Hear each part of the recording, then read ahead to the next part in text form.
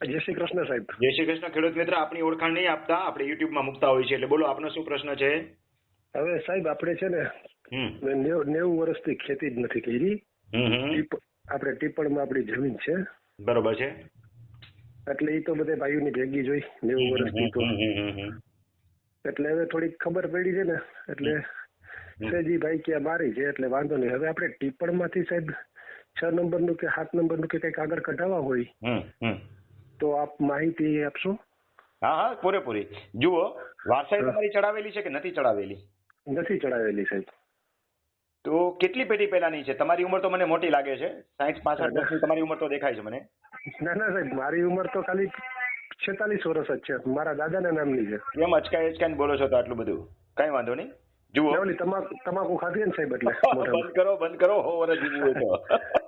હાજી સાહેબ, હાજી. હવે જુઓ, તમારા પેઢી બહુ જાજી નહીં બદલી હોય, 2 કે 3 પેઢી ઉપર જ હશે. દાદાનું નામ કદાચ ચાલતું હોય તો ટીપણ કઢાવો એટલે ખ્યાલ આવી જશે. સર્વે નંબર તો ખબર છે ને? ના, ટીપણ કઢાવ્યું છે અમને છે ને સાહેબ, અજ્ઞાન છે આ બાબતે. એટલે ટીપણ તો છે ને તમારી પાસે? ટીપણ કઢાઈ આવ્યું. ટીપણમાં જે સર્વે નંબર લખેલો હોય ને, ચાલતો નહીં પકડવાનો. ચાલતો સર્વે નંબર નહીં, બાજુ બીજો સર્વે નંબર બતાવેલો હશે. હાજી. એ સર્વે નંબરના 7 બાર કઢાવી લ્યો. પેલા ખાલી 7 નંબર એક જ કઢાવો. એમાં તમારા દાદાનું છોકરાઓનું નામ નીકળશે તો તમને ખબર પડશે ને? હા, અમે બધાનું છે. હા, તો એ કઢાવી લો. એના જેટલા પૈકી હોય બધાના કઢાવી લો. હા, એના પૈકી થયા હશે. અથવા ઓનલાઈન જોતા હોય તો પેલા એની રોડમાં ઓનલાઈન જોઈ લેવાનું. એની મૂળ નોંધમાં જવાની. મૂળ નોંધ એટલે શરૂઆતની 1 આંકડાની કે 2 આંકડાની નોંધ હોય ને, હાજી સાહેબ, એ વાંચી જવાની. એટલે તમારા દાદાનું નામ નીકળશે. પછી તમારી સહી કર્યા વગરની વારસાઈ કેવી રીતે ગઈ એમાંથી એ શોધી લેવાનું. જૂની નોંધો બધી છે ને, ડાઉનલોડ કરી લેવાની. ન ખબર પડે તો ઈ ધારામાં જઈને બધી નોંધ કઢાવી લેવાની.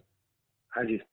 પરવારી તમને બધી નોંધ એટલે નથી કઢાવવાનું કહેતો કે ખોટું ટીપ કોઈનો બીજો નંબર આવી જાય ખોટા પૈસા પડી જાય. કહેતા 5-5 રૂપિયા વાળી 7 નંબરની ખાલી કોપી કઢાવી લ્યો એટલે 5 રૂપિયાની પતે. 4-5 કઢાવો તો 7-50 35-40 રૂપિયા થાય. હાજી. અને ખબર પડે તો એની રોડમાં જઈને જોયો એટલે ફ્રી ઓફ ગમે ત્યાં નવરા બેઠા જોઈ લેવાય બધી. હાજી. પછી એની 6 નંબરની જે તમને એમ લાગે ડાઉટફુલ કે આ સર્વે નંબર આપણો છે, એની 6 નંબરની મૂળ નોંધો જોવો. હાજી. મૂળ નોંધમાં આપણા દાદાનું નામ હશે.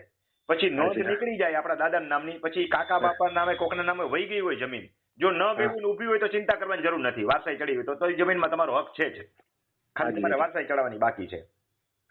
અને જો વહી ગઈ હોય કોઈના નામે, કાકા મોટા બાપા દાદાના છોકરાઓના નામે, તો કેવી રીતે ગઈ એ નોંધના સાધની કાગળ કઢાવવા પડે. ન ખબર પડે તો આટલું લઈને પછી મને મળજો તમે. હાજી સાહેબ, હાજી. પેલા આપણે જોતો તો ખરા, એટલે કઈક સુરાગ મળી જશે. રેડી? અને સાહેબ જમીન મળે કે ન મળે પણ એક વખત તમારા દર્શન કરવા છે, કેમ કે તમે જે માહિતી બધાને આપો છો. હાજી. આજે 95 હું તમારા વિડીયો જોઈને હું ટીપણ કઢાવવા ગયો છું. હાજી હાજી. તમારો બધે જે પ્રવચન સાંભળીને તમારું પૂરું નામ અને ગામ જિલ્લો લખજો. હા, એ તો હું તમે કહેતો બોલી જાઉં. ના, જાહેરમાં નથી બોલવું આપણે. આ વોટ્સઅપમાં નામ લખી જ મારું એડ્રેસ. વોટ્સઅપમાં નામ અને ગામ જિલ્લો લખી નાખજો. હા હાજી સાહેબ. આમાં શું હતું સાહેબ, અમારે ઘણી જમીન હતી પણ થોડીક અમે મોટા ખાતેદાર હતી. હા, એ તો મને ખ્યાલ આવી ગયો. વારસાગત હશે તમારી જમીનો. હા, હું તમને સાહેબ હોય. હા, રાજા સાહેબ એમને ઢોલરા બાપુ છે ને, એ ટીપણ બનાવેલું છે અમારું. હા, બરોબર છે. એમાં ઢોલરા બાપુની ટીપણમાં નોંધ છે. હાજી. તે વખતે એમને કાર્ય હોઈપું હતું. હાજી.